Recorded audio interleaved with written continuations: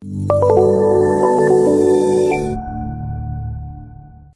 guys, it's James Holt back with another video podcast style format this time, and what I want to talk about today is online scams, who should you trust, who you should not trust, and just give you a framework how I think about who I want to trust, and perhaps you can take some insight from this and apply it to your own journey as you try to learn new skills, whether it's dropshipping you're doing or niche sites or copywriting or whatever you do.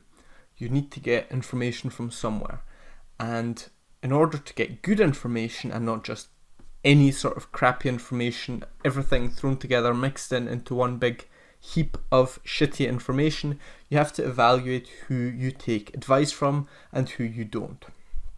Now, I admit this is hard when you're just getting started because you don't know what is possible, what isn't. You don't know. It's hard to evaluate who is honest when you have no idea what is possible yourself. So you might see claims of $1,000 a day earnings and perhaps red flags go off in your head saying that isn't possible. Well, I'm here to say it is possible, not with every business model, but depending what you're doing, $1,000 a day, revenue, profit, whatever, it is possible. But there are other red flags sort of to look out for, because not everyone who claims to make $1,000 is actually doing that, obviously. Just because it's possible doesn't mean that any one individual person is realistically doing that. If you want to take me as an example, if I told you that I was doing $1,000 a day pure profit from Shopify dropshipping, then I think some alarm bells should go off in your head, because what do you know about me? I'm a young guy. I run multiple businesses. I only do this stuff part-time, still go to school full-time, and I've only been dropshipping for 6, 7, 8, 9 months, something like that. And yes, I have experience in similar ventures. Yes, I have had experience with paid traffic in the past, which makes it easier for me to get into dropshipping. But still, after 6 months making $1,000 a day profit, I'm not so sure how realistic that is. So if I told you that with what you know about me, you should be skeptical. Now, on the other hand, if you take a big e-commerce guy who runs like a legitimate business, like a supplement company, say. A supplement company, they have their own products, they are a known brand, and that guy says he makes $1,000 a day profit with Facebook ads or with whatever. Then I would be inclined to believe him if a few other things occur. So, of course, you just need to take the big picture into your equation when deciding whether to trust a claim or not. So, the reason I want to talk about this is because I've gone from a very skeptical person to a very trusting person, and now I've actually gone back, become a bit more skeptical again in the last few weeks, perhaps in the last month, and I'll talk about the reasons for that in just a second. So let me just tell you a little story about when I was getting started with online business, online marketing. This was about 3 years ago, in the summer of 2015. At the time I was 16, must have been 16 then, and I wanted to make money online. I wanted to make money online because I was bored at school. School was easy for me. I had a girlfriend.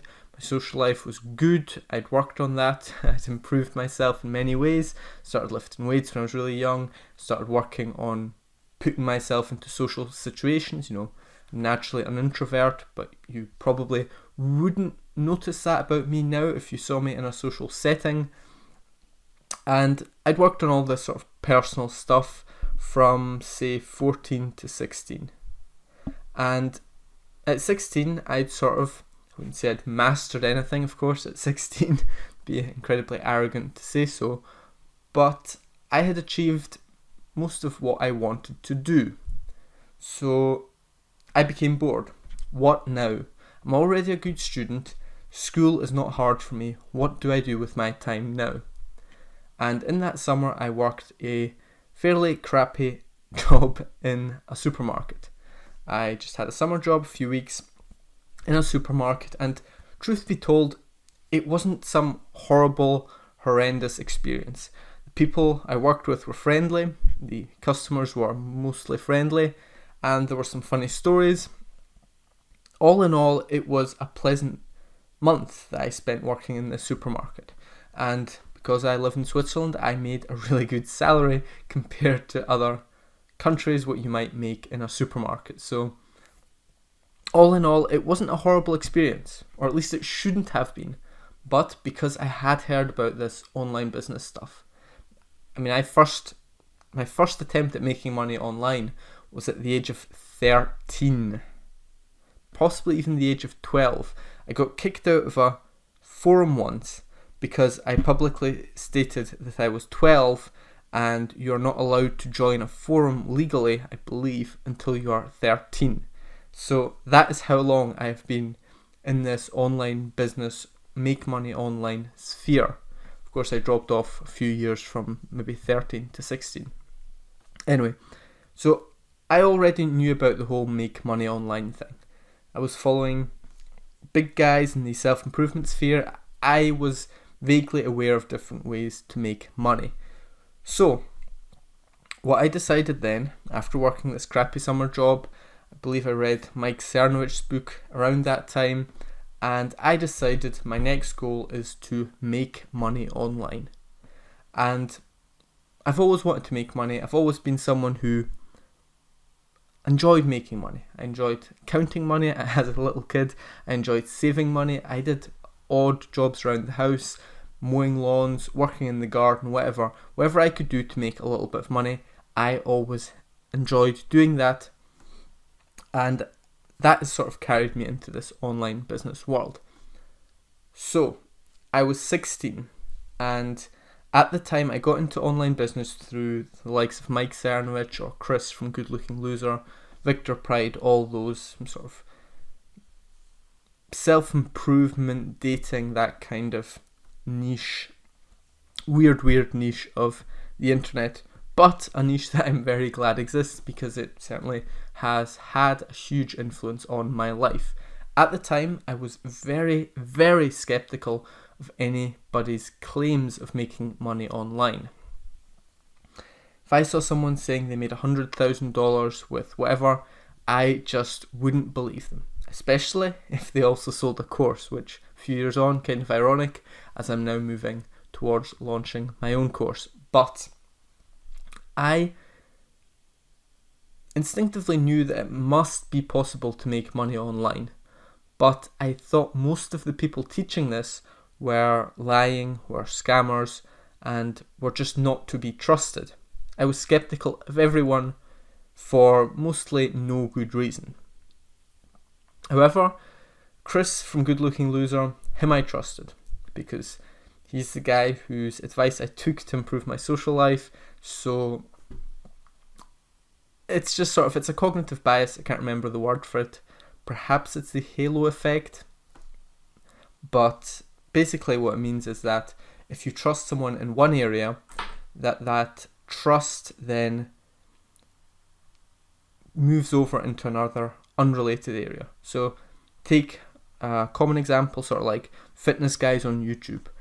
They're in good shape, you can clearly see that by their videos, whether they use steroids, whatever, it's a different topic, but they are in good shape. You perhaps took their fitness advice, you see the results that it has for you, and after improving your fitness, your physique, your body, you then also start taking their advice on dating, on social life, on finances, on all this kind of stuff that has absolutely nothing to do with fitness. So their main area of focus is fitness. You trust them as fitness experts, and now suddenly, because you trust them in this one area, you also trust them in another.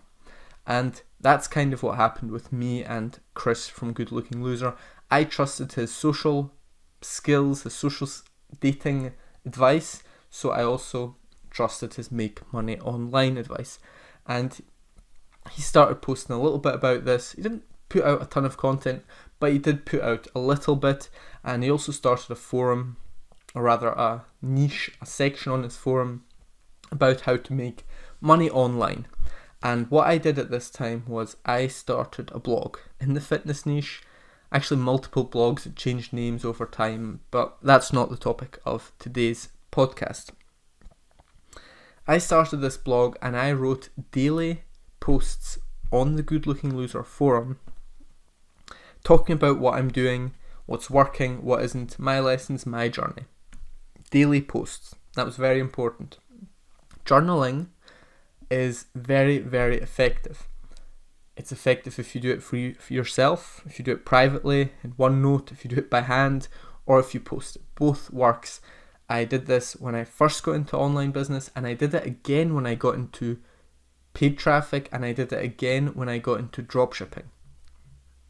With the exception of sort of CPA affiliate marketing, both those other businesses eventually led me to success, and although it's not the only reason, I do attribute some of that to my journaling.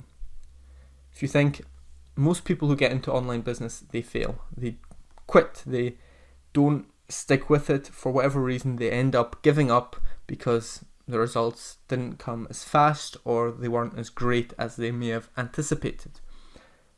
I stuck with it, and I believe journaling is one of the reasons that I did, so I highly recommend you do that as well. For quite a few months I didn't make any money. From the summer of 2015 till sort of the November, perhaps even October, I made nothing. Had very few costs because I was just blogging, but I made no income whatsoever. November, I think I did some freelancing and I made $200-400 from Upwork freelance copywriting. That was my first experience making money online. It wasn't quite what I had imagined. It was pretty boring work, as you would imagine. Getting started on these platforms is always hard, and just getting the work and then doing the work, neither of which is terribly fun. And I was getting paid at the end sort of $25-30 an hour. At the start, perhaps $10 an hour, which is actually about half of what I would have made just working a job here in Switzerland. So I knew freelancing was not the answer. So I refocused my efforts again on building these blogs and later niche sites. What I told myself was, I am going to make at least $100 a month passively. That was always my goal from starting the blog in the summer, and I refocused on that after my half successes with freelance copywriting. My goal was $100 a day, and quite soon with the start of my blog Red Pill Reviews, I actually hit that goal. It didn't take me long at all once I had my first 2 or 3 successes. 6 months overall, I think it took me to hit that $100 a month goal, and of course I didn't stop there at all. It took me about 6 months, I think, to go from $0 to $100 a month, but then I immediately went on 200, 300, etc. So growth started speeding up very quickly at that point. Now suddenly, perhaps 9 months in or so, I was suddenly making $1,000 a month from these fairly simple websites, and that was passive. I was still writing a lot at the time, but I was writing to grow my income. In order to maintain my income of, say, $1,000 a month, I didn't have to do anything. That was pure profit. I was getting money in for work I did in the past, and life was good, to say the least. At this point, I started trusting all these experts, because I was just a kid, I just turned 17. I was making money online after less than a year, something that most people will never manage. Most people quit far too soon to see the success down the road. But I was already making good money, and honestly, my story at the time, when I told people how much I make, a few people who I actually told a real number to, they were surprised, and my numbers weren't really believable. You wouldn't think that a little crappy blog like mine would make $1,000 a month, but it did. And of course, while I may distrust other people, when it's your own income, you know for a fact that that money is coming in, and that took away a lot of my skepticism towards other people's income claims. And that was 2 years ago now, and that lack of skepticism, it stayed with me. I've always been very trusting of people's make money online claims since then. If I see a guy on YouTube talking about his Amazon FBA business or his Kindle publishing business, both business types, business models I know very, very little about. If they claim to make 10 grand a month profit from that, I don't really have any reason to distrust them. I just believe them blindly because I saw how easy it was to make money for myself. I thought, well, I don't have any special skills. Perhaps slightly above average intelligence. I'm not even the greatest writer. I'm certainly not the best speaker. I don't put my face out there. I'm anonymous. I have all these things going against me. I don't have much money to invest, or I didn't at the time at least. If I can do it, surely these other guys can do it. And they've got all these things going for them. They speak well. They put themselves out there on camera, on YouTube. If I can make $1,000 a month with my crappy little website, surely these people can do what they claim to do. That's how I became very, very trusting of everyone's claims. So that's sort of the backstory, how I went from very skeptical of everyone, and I think that's still the phase a lot of you are in, even though you may follow my content or other people's content. That's the phase a lot of you are in. You don't know whether making money online is possible, or at least whether it's possible for you. You may accept that it's possible for others, but you have some sort of justification for why they can do it, but you can't. Perhaps it was possible if you got started back in 2015, but now it isn't. There's all these sort of excuses, justifications for why others can do it, but you can't. And honestly, most of them are not true. Most of them are just excuses. Don't really know where I was going with that. Anyway, that's the story of how I went from very skeptical to very trusting. Recently, I have gone back a bit towards the skeptical side, and the reason for that is a video I watched or saw on YouTube where a guy showed just how easy it was to fake these Shopify revenue screenshots. He just showed you can log in, you can actually create orders on the back end of Shopify. Now, I didn't know this. I'd honestly never thought that people were faking these.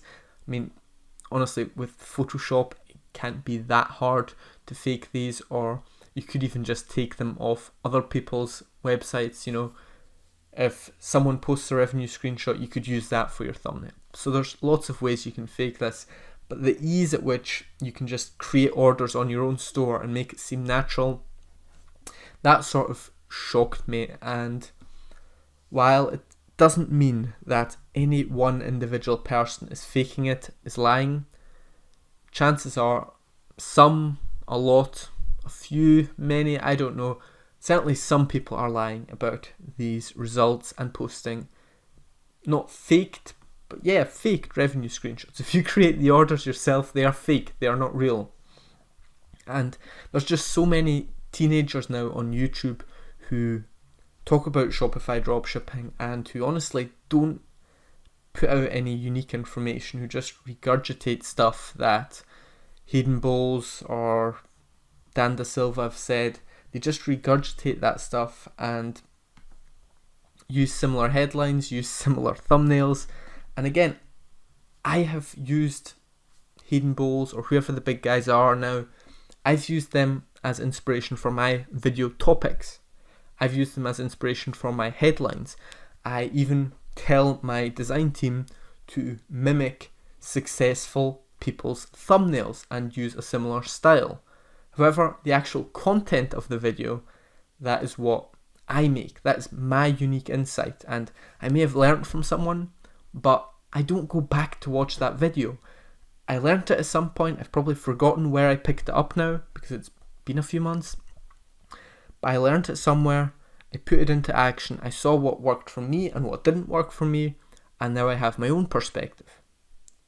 That is how the advice I give develops. And some of these YouTubers, honestly, are just making cheap regurgitation videos of more popular YouTubers. And if you can't come up with your own content on Shopify dropshipping, I think a bit of skepticism is warranted, because honestly, if you do this stuff regularly, if you build your own stores, if you run ads, then you've got plenty of ideas for content. You don't need to go to some other guy's channel to steal his content. You just don't.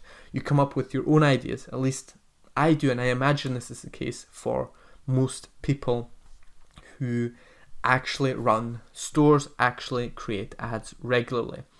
And the combination of sort of this crappy content, and some of these channels get a lot of views, by the way. These channels are bigger than me, they get more views, and that's just the way it is. Hopefully I will grow over time, and actually I believe in the process. I think I will outgrow these guys eventually when people sort of realize what's going on. But the combination of the ease at which you can fake these screenshots and the crappy information some people are putting out has sort of made me a lot more skeptical. The question now becomes, how do you decide, or how do I decide, who I should trust, who you should trust, who you should take advice from, and who you should just flat out ignore everything they say?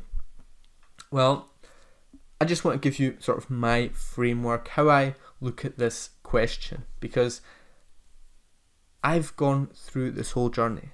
I was once the guy who didn't believe anyone, that's why I told you this story. And I've also been in sort of other self-improvement niches, the fitness niche. Everyone knows there's lots of guys, scammers, bullshit artists in the fitness niche.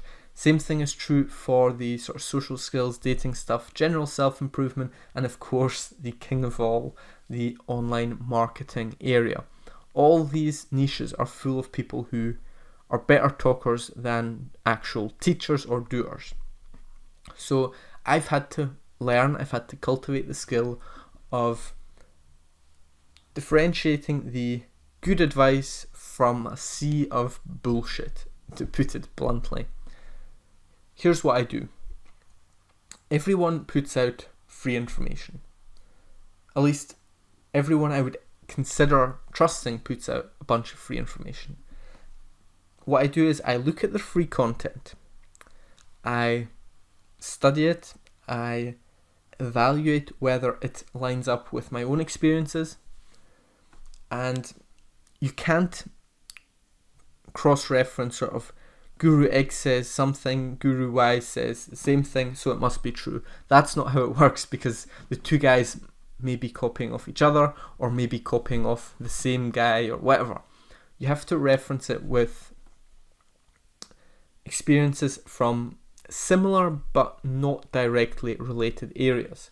So when I listen to advice for, say, Shopify sales tactics, I don't compare what one guy says with what another guru says. I compare it with what I learned from Dan Kennedy, big copywriter.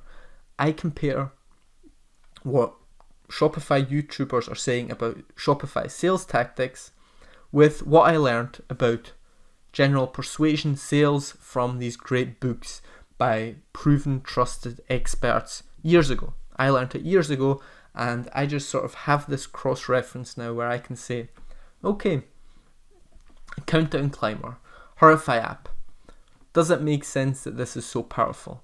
Yeah, it does. There's a sales trigger, scarcity, urgency, that kind of thing. It works. It's a powerful sales trigger. That's why it works. The other way of doing this, of course, is you look at what successful people do, not what they say. You have to look at what they actually do. If you look at Alex Becker, for example, what does he do? He puts out free content. Then he remarkets, he does ads to his viewers for webinars. On the webinar, he gives a little bit of information, but mostly just talks himself up as an expert, then gives you some free information, and then comes his sales pitch for whatever course he's marketing. That's Alex Becker's business model. If someone tries to tell me that the key to making money online is retargeting ads, then I would be inclined to believe that, because I've seen it with my eyes how that works. You see, you have to combine experiences from other areas and what you see with your own eyes, and that is how you decide whether someone's advice is accurate, or at least whether it's an interesting perspective, because a lot of this stuff isn't just right or wrong, but perhaps these are just different perspectives. If a perspective is valuable to you, then use it by all means. And honestly, if I can just talk about my own channel, my own content, I'm just trying to give you perspectives. I'm just a guy with a laptop, an internet connection, and now a blue microphone. What I do is I put out my experiences with online marketing, and I give you advice, but this advice, it's not written in stone. It is based on my own very limited personal experience. I've been doing this for a few years now, but a few years is nothing. That's just a drop in the bucket in the business world. I am not very experienced. I'm an absolute beginner. However, most of you listening to this are even newer. That's why my advice is useful to you. You're at the absolute beginning stages, day one, and I'm 2 years in, 3 years in, whenever you are in your journey. So keep that in mind. I'm not saying that my advice is the gold standard. I'm just trying to offer you a perspective from my experience. How do you decide whether you can trust me or someone else? Well, I suggest you consume my free content. You ask yourself, does this make sense for you? Perhaps you try it if you're already running a business, or if you're planning on starting something. Try applying some of my tips and see what happens. If suddenly your sales go up, well, maybe, just maybe, I actually run successful Shopify stores, and that's why I can give you advice that magically improves your sales from experience, and strangely enough, it works for you too. If you don't already have a store, it becomes a bit harder. You then have to sort of take in my advice, take in my content, and compare it to what you see working in real life. What you see working for other businesses, what you see working for dropshipping stores that you're researching, you have to compare it to what you see in real life, and don't compare what I say with what a different YouTuber says. Because maybe I'm a bullshit artist, maybe he's a bullshit artist, maybe we're both experts, or we're both knowledgeable, we're both experienced, but we just have different perspectives. Keep in mind, I'm only in a few niches. My experience is limited to a few niches. Most products I sell to men. Dropshipping products I sell just about only to women. That's a very limited perspective, and I realise that.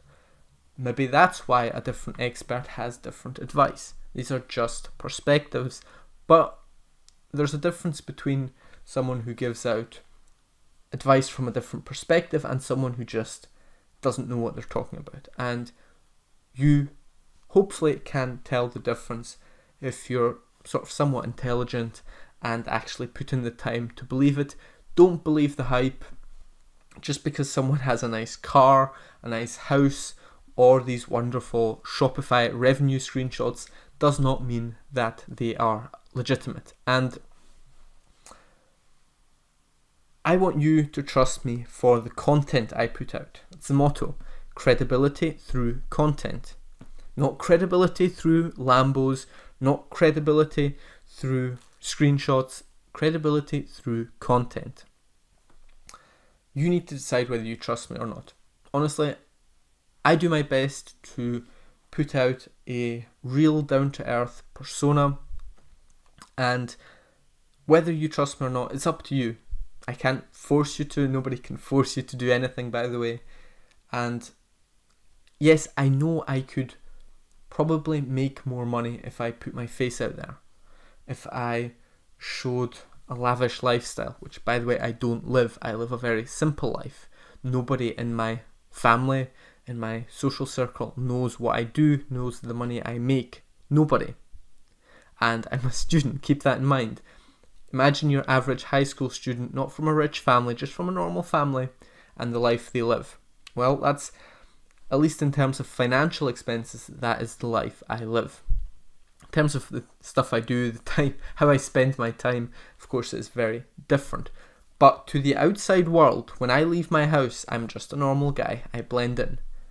Nobody could tell that I'm some hotshot YouTube guru with just over 300 subscribers.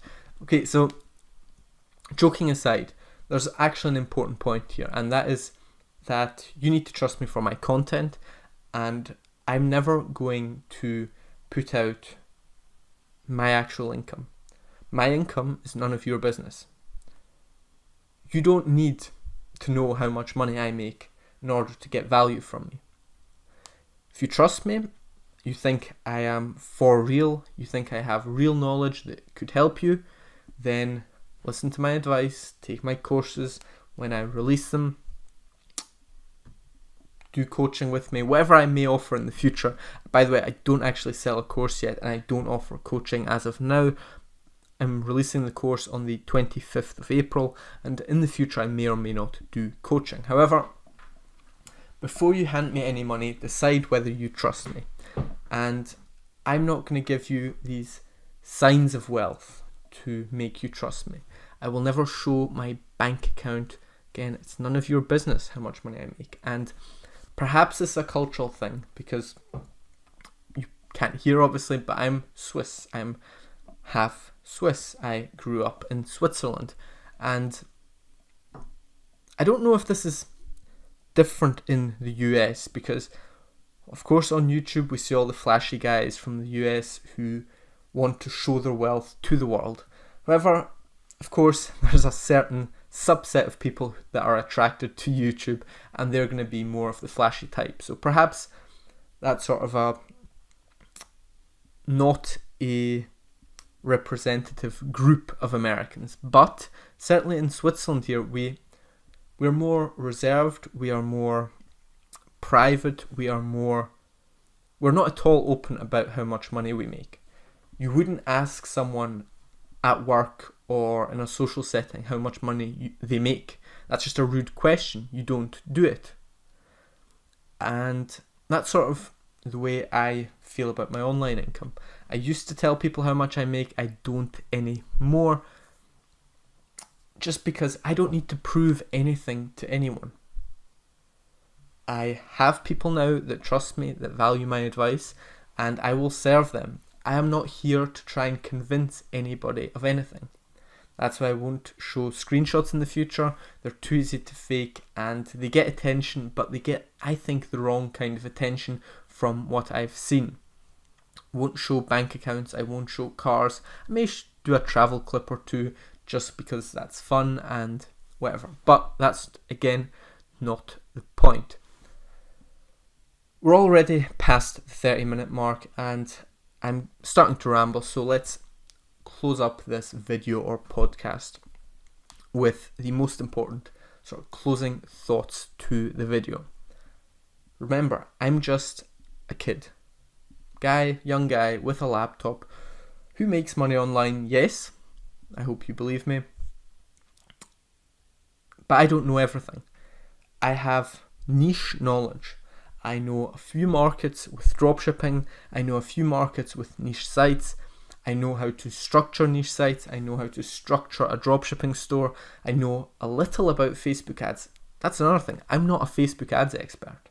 I know a little, and because I combine my minimal knowledge of Facebook ads with my decent, not great, but decent copywriting and sales knowledge, if you combine the two, maybe add some branding, some general marketing to your store, then suddenly you're already profitable. You don't need to be an expert at any of these things.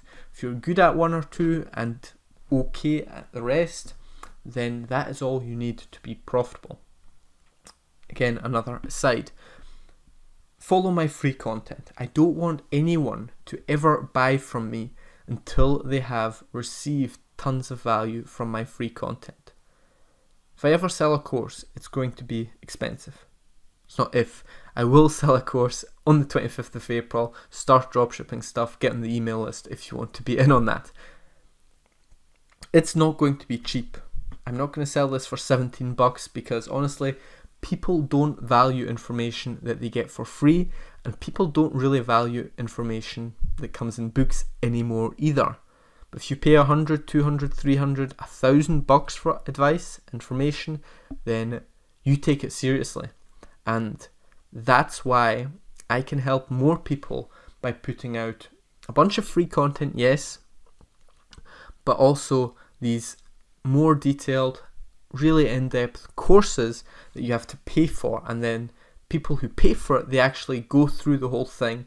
They go through it step by step, and then they can start their store and actually be successful.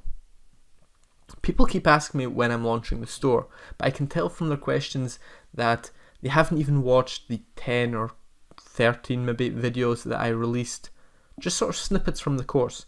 Very few people have watched that. That's about a third of the course. No, it isn't. It's about maybe an eighth of the course. And people aren't even watching those free videos, and yet they want to hand over money. I don't think that's quite the right approach, but you do you. The people that pay for a course, I just know they will be more successful. And honestly, that's how I do stuff myself these days. I bought a course on YouTube marketing. I bought 2 courses on Shopify dropshipping when I got started with this. And again, just like journaling, it's something that increases your investment in a project, and I think it makes you far, far more likely to succeed.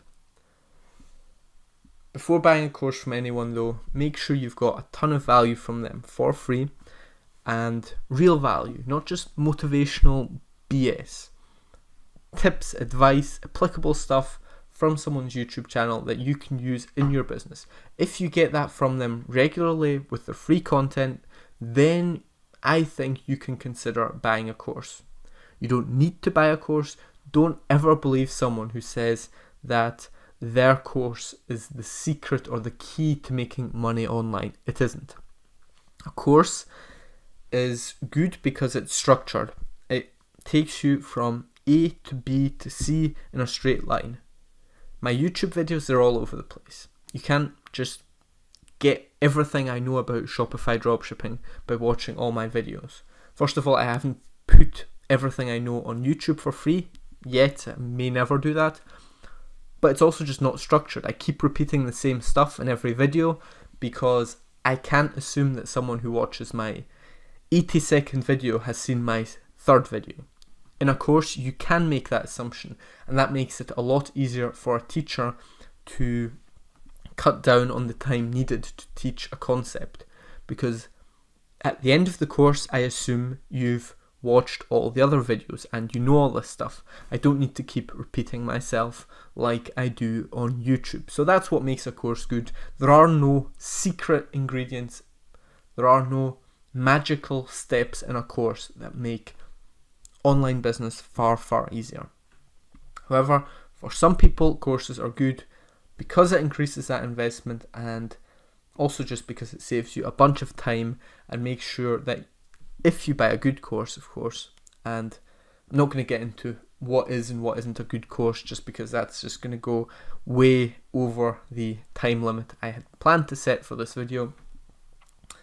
If you get a good course, then you will know everything, or at least enough to make money in a business model.